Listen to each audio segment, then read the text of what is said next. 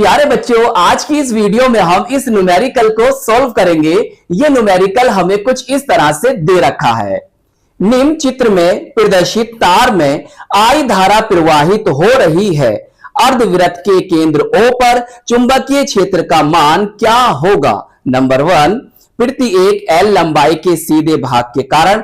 Number 2, त्रिज्या R के अर्धवृत्त के कारण। और हम प्यारे बच्चों कुल चुंबकीय क्षेत्र का मान भी यहां से ज्ञात करेंगे। तो चलिए फिर कॉपी और पेन निकाल लीजिए और सॉल्व करते हैं। प्यारे बच्चों, टाइम को बचाने के लिए, डीपली समझाने के लिए हमने यहां पर इस न्यूमेरिकल को बहुत ही सरल तरीके से सॉल्व कर दिया है। बस आपको समझना है और अपनी कॉपी में नोट कर लेना है। तो किस तरह से सॉल्व करेंगे? प्यारे बच्चों, जो डायग्राम, जो चित्र आपको दे रखा है, सबसे पहले उसे यहां पर आप बनाएंगे। सही है? चाहे ब्लैक पेन से बना दो, चाहे ब्लू पेन से, आपकी मर्जी है। ब्लैक पेन से अच्छा रहेगा। फिर देखो, नंबर 1 वो हमसे पूछता क्या है? प्रति एक L लंबाई के सीधे भाग के कारण, या ऐसा भी लिख सकते हो, प्रति एक L लंबाई के सीधे भाग के कारण चुंबकीय क्षेत्र। सही है? ये भी आप लिख सकते हो। अब प्यारे बच्चों देखो, प्रति एक L लंबाई, एक तो हमारे पास ये है और एक हमारे पास ये है। अब इसमें I धारा प्रवाहित हो रही है, ये I धारा की प्रवाहित हो रही है। तो हमने मान लिया यहां पर चुंबकीय क्षेत्र हमारा B1 है और यहां पर हमारा चुंबकीय क्षेत्र B2 है और यहां पर प्यारे बच्चों हमारा B3। ये हमने अपनी तरफ से मान लिया है। सही, आपने ब्लैक पेन से ये लिखेंगे। देखिए प्यारे बच्चों, आपने एक नियम पढ़ा होगा जिसे हम कहते हैं, क्या कहते हैं? बायो सेवर्ट का नियम। उस नियम के अनुसार चुंबकीय क्षेत्र का फॉर्मूला क्या होता है? डेल्टा बी, या प्यारे बच्चों डी बी भी लिखा मिल सकता है, बराबर mu naught I delta L, या आपको डी एल भी लिखा मिल सकता है, sine theta upon 4 pi R square. सही।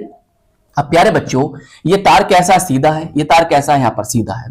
तो आप यहां पे लिख दोगे तार के प्रति एक सीधे भाग के लिए चुंबकीय क्षेत्र का मान। ऐसा भी आप आगे लिख सकते हो।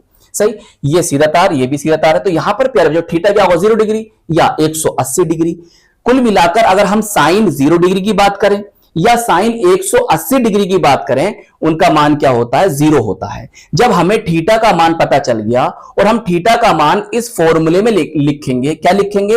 0 लिखेंगे। जब यहां 0 करेंगे प्यारे बच्चों, जितने भी पूरे मान हैं ये सब का सब क्या हो जाएगा?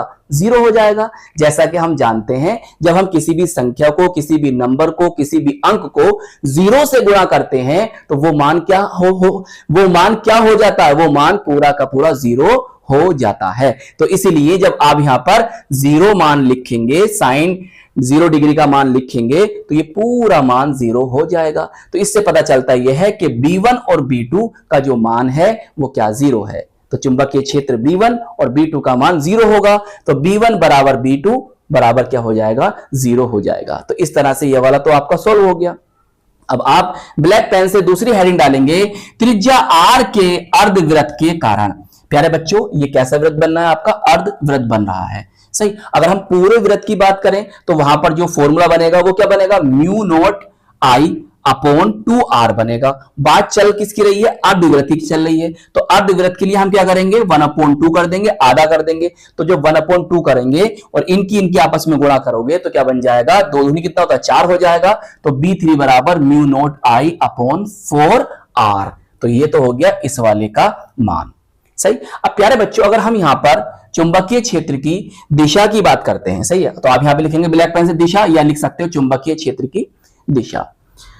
धारा अर्धवृत्त में, इस वाले की बात करें, अर्धवृत्त में क्लॉकवाइज, दक्षिणावर्त, मतलब घड़ी के दिशा के अनुसार, जो घड़ी की सुई होती है उसके अनुसार धारा क्या हो रही है? यहां पर प्रवाहित हो रही है। देखो ऐसे प्रवाहित हो रही है ना धारा, ऐसा करके घड़ी की सुई के अनुसार। तो दाएं हाथ के अंगूठे के नियम से, ये आपका राइट हैंड है, दायां हाथ है, तो हम क्या करेंगे? धारा कैसे बह रही है प्यारे बच्चों? धारा ऐसे बह रही है, इधर बह रही है। सही। तो हम अपना अंगूठा रखेंगे जहां पर धारा बह रही है, ऐसे करके। सपोज करो धारा इस तरह से बह रही है, ऐसे करके। देखो ऐसी बह रही है ना धारा ऐसे बह रही। तो आप धारा की दिशा में अपना अंगूठा रख लिया। अब ये उंगलियां किधर मुड़ रही हैं? बोलो। ये उंगलियां धारा की दिशा में रखिए अंगूठा। बताओ उंगलियां किधर मुड़ रही हैं? सर उंगलियां हमारी नीचे की ओर मुड़ रही हैं। तो फिर चुंबकीय क्षेत्र की दिशा कहां होगी? नीचे की ओर दिष्ट होगी, या चुंबकीय क्षेत्र की दिशा नीचे की ओर होगी, या कागज तल के नीचे की ओर होगी, ऐसा भी लिख सकते हो। सही। अब प्यारे बच्चों, आप ब्लैक पेन से लिखेंगे कुल चुंबकीय क्षेत्र। भाई बी बराबर B1 प्लस B2 बराबर बी बराबर B1 plus B2 plus B3। सही। भाई B1 और B2 तो मान 0 0 है, और B3 का मान आपके पास ये आया है mu naught I upon 4R। तो प्यारे बच्चों, B बराबर mu not I upon 4R ये कुल चुंबकीय क्षेत्र होगा। चलिए नोट कर लीजिए, आपका न्यूमेरिकल सोल्व हो गया। तो आई होप ये न्यूमेरिकल आपको बहुत अच्छी तरह से समझ में आ गया होगा। तो प्यारे बच्चों, इस वीडियो को लाइक कीजिएगा, अपने दोस्तों में, अपने साथ के पढ़ने वालों में जरूर शेयर कीजिएगा, और अगर चैनल पर नए हैं तो चैनल को सब्सक्राइब कर लीजिएगा। हम मिलेंगे आपको इसकी नेक्स्ट वीडियो में। जय हिंद, जय भारत।